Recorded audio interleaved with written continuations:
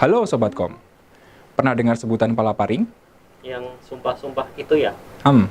Kalau mau tahu, duduk yang manis, mundur sedikit, jangan terlalu dekat sama monitor atau layar HP, dan selamat datang di Kominfopedia.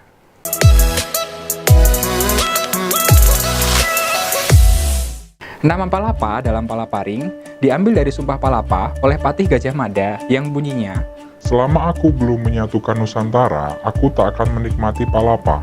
janji Patih Gajah Mada menyatukan Nusantara ini menjadi semangat lahirnya proyek Palaparing, pembangunan tulang punggung internet cepat yang menghubungkan seluruh Indonesia dari Sabang sampai Merauke, dari Miangas sampai Pulau Rote. Lalu disebut ring karena konsep dari jaringan Palaparing ialah setiap pulau besar di Indonesia dihubungkan dengan kabel serat optik berbentuk ring atau cincin yang mengelilingi pulau-pulau tersebut dan saling terhubung antara cincin yang satu dengan yang lainnya. Palaparing adalah proyek pembangunan infrastruktur telekomunikasi untuk daerah terdepan, terluar, dan tertinggal, atau biasa dikenal dengan daerah 3T. Proyek ini menggunakan kabel serat optik sepanjang kurang lebih 36.000 km untuk menyediakan akses internet berkecepatan tinggi. Palaparing terdiri atas 7 lingkar kecil serat optik untuk wilayah Sumatera, Jawa, Kalimantan, Nusa Tenggara, Papua, Sulawesi, dan Maluku. Kabel serat optik dipilih karena kapasitas pengiriman datanya yang sangat besar.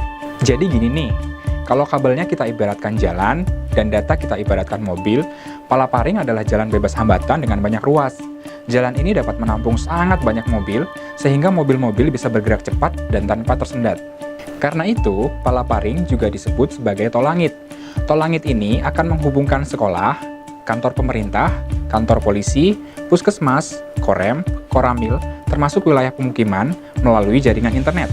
Jaringan palaparing ini nantinya dapat dimanfaatkan antara lain untuk sistem pemerintahan atau e-government, pendidikan atau teleeducation, maupun layanan kesehatan atau telemedicine. Termasuk untuk layanan telekomunikasi yang diberikan oleh penyelenggara telekomunikasi secara komersial di wilayah-wilayah yang belum tersentuh atau sangat minim layanan telekomunikasinya.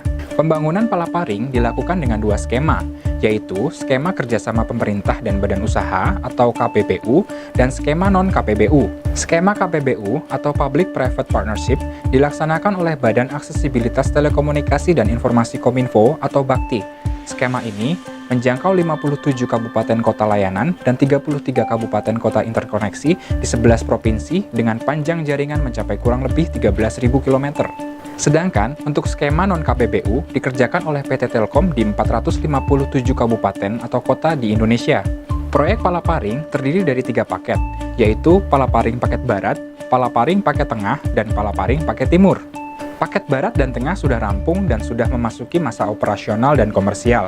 Sedangkan untuk Palaparing Timur, proyek pembangunannya diprediksi selesai pertengahan tahun ini. Sobat Kom pasti bertanya, dari mana dananya? Ya kan? Ya kan? Ya kan? Ya aja deh. Jadi gini, pemerintah menggunakan dana USO atau Universal Service Obligation untuk operasional palaparing. Dana USO merupakan dana kontribusi yang besarnya 1,25% dari pendapatan kotor penyelenggara telekomunikasi di Indonesia. Seperti Sumpah Patih Gajah Mada tadi, palaparing akan menyatukan Nusantara melalui akses telekomunikasi dan internet di seluruh Indonesia. Terima kasih Sobat Kom sudah menyimak apa itu palaparing. Semoga Sobat Kom tercerahkan. Kalau kurang cerah ya maklum, sekarang lagi musim hujan.